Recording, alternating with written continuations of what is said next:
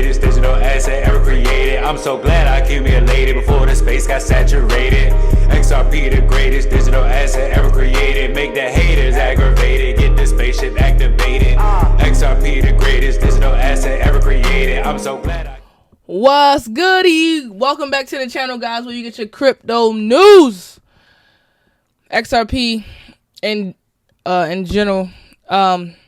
Listen. Hype me up. Let's go. Listen, every day I have a smile on my face with this crypto information. So let's get right into it. The customers of one of the largest banks in the U.S. wants easier access to cryptocurrency. So we've partnered with them to make it happen. PNC Bank clients will soon be able to buy, sell, and hold crypto. This is Coinbase is partnering with PNC. Listen to this. Good morning. PNC announcing that it has entered a strategic partnership with Coinbase. The arrangement will expand access to digital assets for PNC's banking clients and institutional investors. And PNC will provide banking services to Coinbase. Back then they didn't want me. Now we hot, they all on us. Back then they didn't want us. Now we hot, they all on us. Let's go. But I'm telling y'all, back then they did not want anything to do with cryptocurrency. Now that the Genius Act has passed, now that a lot of these regulatory clarity has been clarified, listen, I do not, everything I've said in the past 4 to 6 years, don't wait till it happens. I'm laughing all the way to the goddamn sky, bruh. All right. Breaking XRP to explode July 25th changes everything for Ripple XRP holders, and 99% have no idea what's coming, and that is a fact. So listen up real quick. I'm gonna back this video up real quick. XRP is about to explode on July 25th. If you hold XRP right now, or any cryptocurrency, actually, you need to see this, because on July 25th, the SEC is going to decide on the world's first ever XRP spot ETF.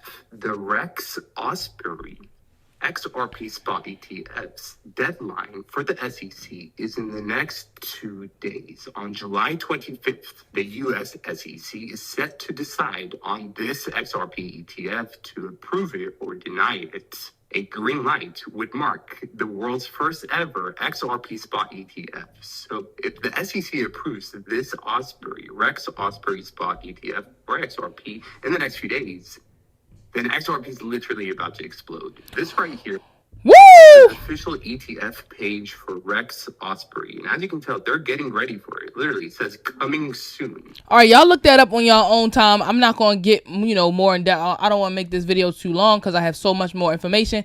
All right, XRP loans are approved by JP Morgan. And you guys, I don't believe everything I see and hear, but I'm going to play a little bit of it. And I think it may be true, but this is not confirmation here. You guys check out your own due diligence on this information with JP Morgan.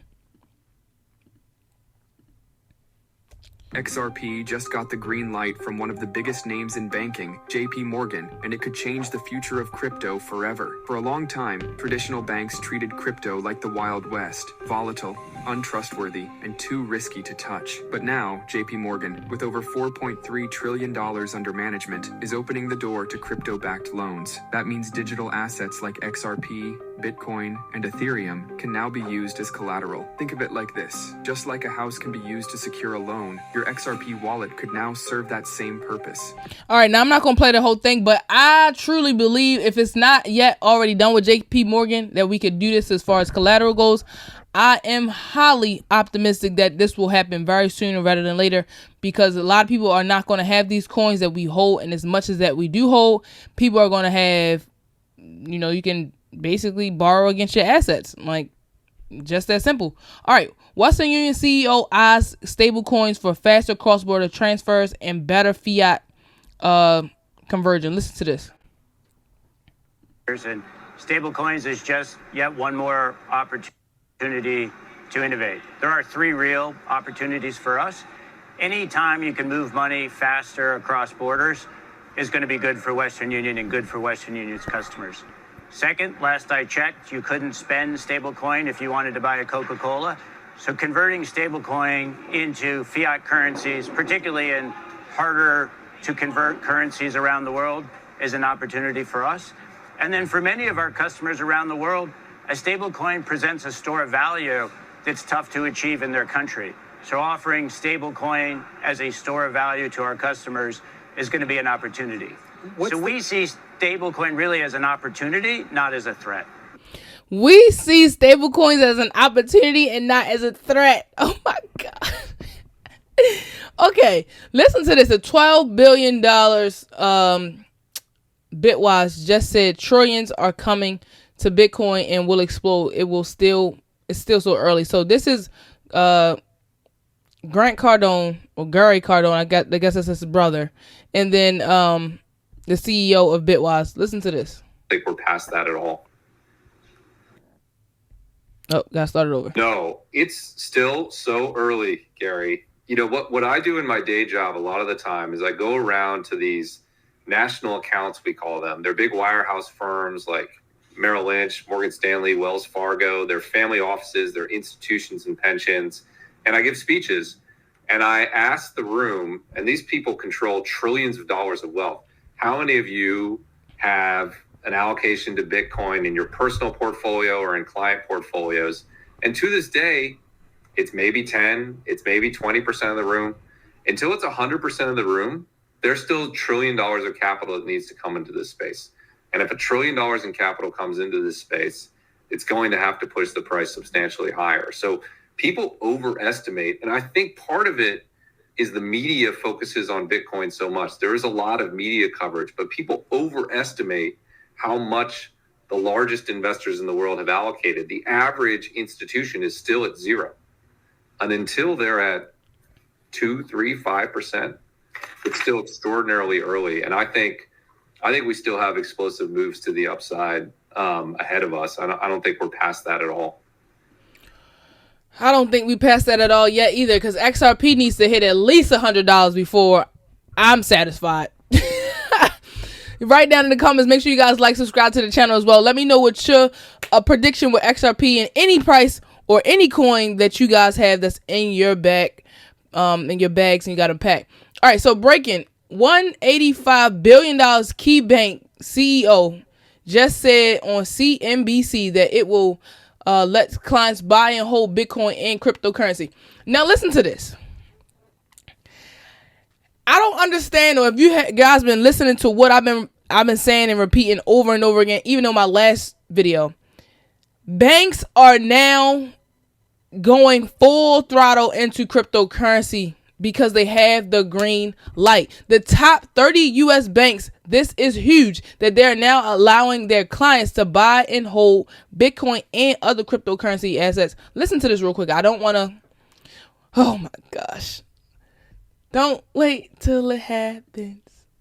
Around stablecoin and crypto, how are you feeling about getting in and using it as potentially a platform and option for your clients? I mean, it's early, but I think it has a lot of promise, and particularly around stablecoin. And obviously, the Genius Act was just last week. But when you think about stablecoin, there's really a few things. There's the institutional piece, which will be the equivalent like prime brokerage. That will be dominated by a single handful of international banks. The huge volume, relatively narrow margins. That's not really an opportunity or a challenge for us. The next is as a store of value. And clearly, to the extent, Sarah, that our clients want it and they want to hold it in their wallets, we will accommodate that. And so we'll be sure to do that. Then there's the sort of discussion around, is it going to cannibalize deposits at banks? I actually think that's a fair, I think it's a threat, but I don't think it's an immediate threat. And I think the industry will respond. I mean, you know, whether it's with tokenized deposits, which I think you'll see banks like Key do, and you may well see, I don't envision Key issuing a coin per se, but I could see us as part of a consortium of banks that issues a coin. And then I think the two best applications are really international payments. Right now, international payments are sort of this Byzantine approach of, all these correspondent banks. It takes a long time. There's a lot of friction. I think stable coins could be a really good solution for our clients. It could be faster, cheaper, better. And then last is just programmable payments, which every bank needs to do, whether it's escrows or other programmable payments. So I'm actually, particularly on those last two applications, I'm pretty enthusiastic about it. Yeah. Man, this is the CEO of KeyBank. Oh my gosh. I love it here. Okay, before I let you guys go, I'm gonna play at least I think one or two more videos. Listen up real quick. This is Bitcoin at 500,000, and then XRP is at 100. XRP doesn't sound so crazy in this scenario. Commerce, labor. We have an administration that is completely supportive of crypto. Every member of the president's cabinet personally owns Bitcoin. Every economic appointee, the secretaries of Treasury, Commerce, Labor, the CFTC, the SEC, the OCC, the FDIC, all are strong supporters of crypto. We now have majorities of both parties in both the House and the Senate, strong supporters of crypto. And this is why we've seen the three bills going their way through Congress in the House this past week. So the question is Bitcoin going to get banned? Absolutely not. We also, by extension of this new paradigm in Washington, we now have the opportunity for TradFi. We're seeing for the first time ever, banks and brokerage firms are allowed to trade and custody crypto. They've never been able to do that before. So it's a massive change that you're going to see by Wall Street engaging in this asset class in a brand new way. We saw the first inklings of this 18 months ago with the launch of the Bitcoin ETFs. Now $100 billion invested in those things, the most successful ETF launch in history.